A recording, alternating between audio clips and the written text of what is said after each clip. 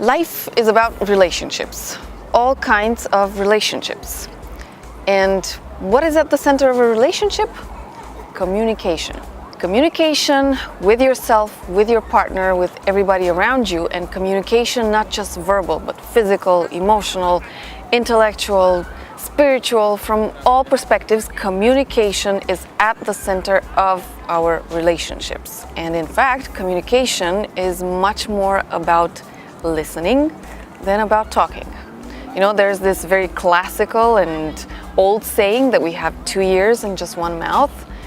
Yeah, we are encouraged by nature to pay much more attention to what is communicated to us than to communicate ourselves. In our intimate relationships, I want to encourage you to approach communication from a different perspective.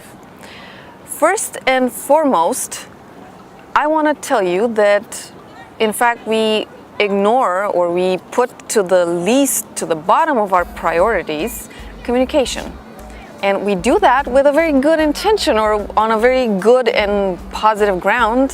When we fall in love, we automatically project qualities and things into our partner, and we just think or hope or feel that everything is going to be perfect because this person understands me, they resonate with me, they are like me, they think like me, they feel like me. So nothing needs to be so sought into detail. We don't need to debate hours and hours of things, right? Well, wrong. Because that's us. When we're falling in love, we're projecting qualities and hopes and wishes onto our partner instead of us trying to get to know them, instead of us trying to listen them out, hearing them out, processing whatever they're telling us. So today we are actually going to address 2 major questions which are at the center of communication in intimacy. Question number 1. What turns you on, or what is most important to you in sex? In attitude, in toys, in approaches, in things, in places, in positions, in whatever. What is the most important thing to you as my partner in sex? The first thing here is to remember to not assume anything. So instead of doing this, just ask this question and then sit down and allow that answer to come. How do you do that? Number 1, you wait patiently. And number 2, you create the right space for your partner to open up. So you need to make them feel that they're not judged, that it's okay for them to share with you whatever it is that they want to share. A lot of people may not say the most important things, even in long-term relationships, the most important things to them sexually because they are ashamed, or because they feel guilty, or because they have a lot of negative tension around those things. Maybe they were judged, maybe they were ridiculed, maybe they were ignored at a certain point, so they decided to hold something inside of them.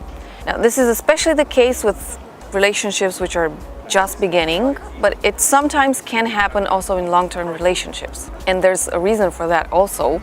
Some things may be out there.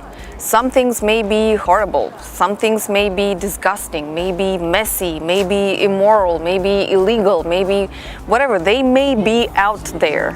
And rest assured that if you're listening to those things, it doesn't mean that you also are doing them, acting out. Now is the part where we're communicating. Now is the part where we're telling our partner what we want, and the part where we're listening to our partner telling us what he or she wants. So this is it. Deciding whether we act on them or how we act on them is a totally different thing, but first of all, we need to be aware and we need to understand. And because I said at the beginning that communication is not just verbal, I want to encourage you in this step, whenever you do this exercise, so you communicate with your partner what it is that they want or what turns them on in sexuality. Listen to what they're saying, but also in the long term, pay attention. Pay attention in the interactions. Pay attention in general. Is this really what their body is also communicating, or what their body is also reacting to? Or was that just something that they consciously thought of it, but unconsciously or subconsciously they may want a different thing? This is very tricky, in fact, but communication is not just verbal. Here's a funny example of how this question works. In a book called Cuffed, Tied and Satisfied by Jaya, she's a sexological bodyworker, she describes how she and her partner started to become aware of what each one wanted in intimacy. Now, Jaya, the woman, is a tantric woman, so she goes towards the vanilla side of sexuality, the softer side, the spiritual side. So she's much more gentle, much more delicate, much more oriented towards the energetic. Whereas her husband, at a certain point, he decided to open up and tell her about his kinky desires and his kinky arousals, which is something that he had never done in the past. Now, because this was something unusual to Jaya, she decided to also do a lot of work on herself, so she went to a kink expert. In the United States, there are people who are experts in kink, so others can go and learn. Now, Jaya, during one of her sessions with her kink expert, she received a proposal if she wanted to do breath exercise or breath play. Now, in the Tantra community, breath play means just to blow basically hot air on your spine, so from the sacrum all the way to your cervix, as a very gentle and erotic practice for people who are energetically aware. So this practice would look like, if this was my sacrum, it would look something like this.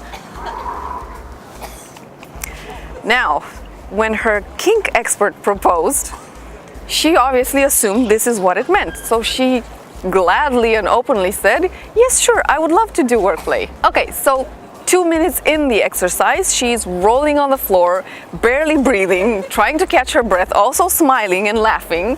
And she then explains that she forgot to ask one important question. Sure, I would love to. But what does this mean to you? Well, it turns out that in kink, breath play is actually so totally the opposite of what a tantric woman or a tantric man would think of breath play.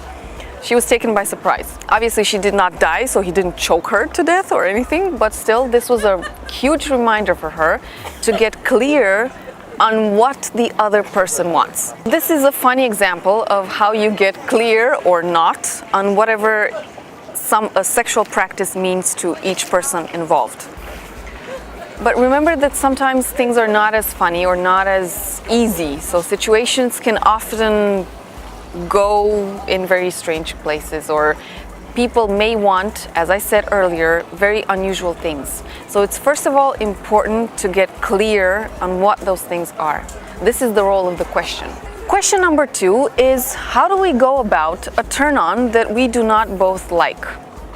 Now, this is obviously one of the most nasty places where you can get in a relationship. There are things that we may find a turn-on or huge turn-on, but our partners may not necessarily feel or think the same. And this is a place where all relationships can get into crisis in many cases. People can start to cheat on partners, people can start to skip on intimate moments, people can find excuses, people can just grow apart because there are some things that take them apart basically, and they never even discuss these things. Now, my recommendation with this question is that first of all, you put the question, this delicate question, at the beginning of the relationship, when things are pinky and rosy and you're in love, because you're in the right place then to work these out, or you're in a relaxed state, you're in a beautiful state where you can find solutions. Now, that's not going to change. The fact that one of you finds something arousing and the other doesn't is certainly not going to change. But the way you go about these, the way you fix them, or the way you find solutions is definitely an art. And it definitely requires relaxation and a positive and a romantic and a beautiful, constructive background. And this is at the beginning of the relationship. That's the best place where you can approach this nasty thing. And secondly, what you ought to be aware of is that neither solution from you or your partner is the best one. One partner wants something, the other one doesn't. Obviously, neither of your solutions, either yes or no, is going to work. So you need to get creative, and you need to find other ways of going about this thing. I'll give you an example. Suppose we have Chester and Dee Dee. And Chester, like a lot of men, really loves oral sex. And Dee Dee, perhaps like many women, isn't so crazy about or giving oral sex. So how do these two people go about the case of Dee Dee giving oral sex to Chester and Chester receiving oral sex, which he so much likes? Well, I could not give you a straight answer here, but I can give you an indication of what may help. Now, when one of the partners finds something so yuck or uninteresting, the best thing that each partner can do is this. The one who wants that thing can at least withdraw the pressure. So when somebody wants something so badly, they'll put pressure on their partner sometimes. And that's not constructive. So in this situation, what Chester would have to do is let go of the expectation and let go of the pressure on Dee Dee to receive oral sex. And what Dee Dee needs to do in this situation is let go of the disgust and the negativity, no, I'm never gonna do this, in order for them to actually find mutual ground where they can work on a solution. Next, because we're talking about intimate communication here, Chester ought to describe to the best detail possible what it is that he finds arousing or exciting about receiving oral sex. Not to discuss Dee Dee, but just to give Dee Dee a clear example of what he actually finds such a turn on.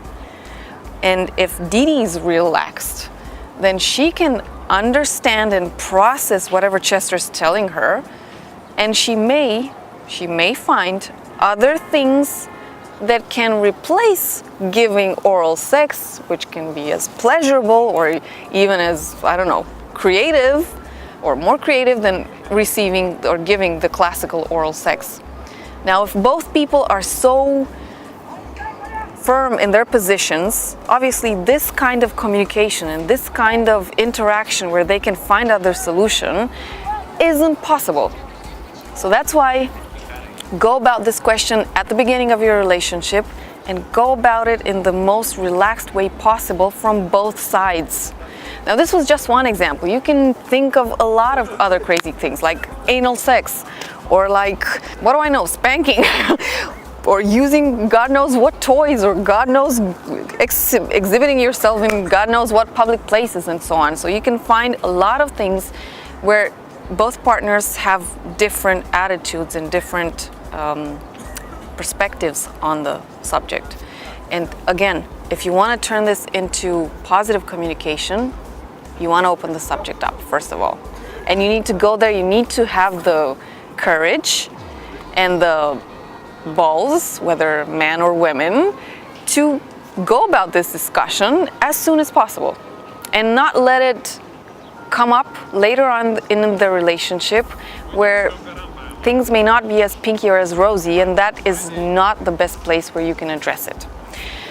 So this is it on intimate communication, and I hope it helps. I hope you have the courage to open this subject up, and this is one topic that I'll be coming back to because there are many other things that we can talk and we can approach in intimacy. So until next week, I hope that you have a beautiful, intense, and orgasmic intimate life.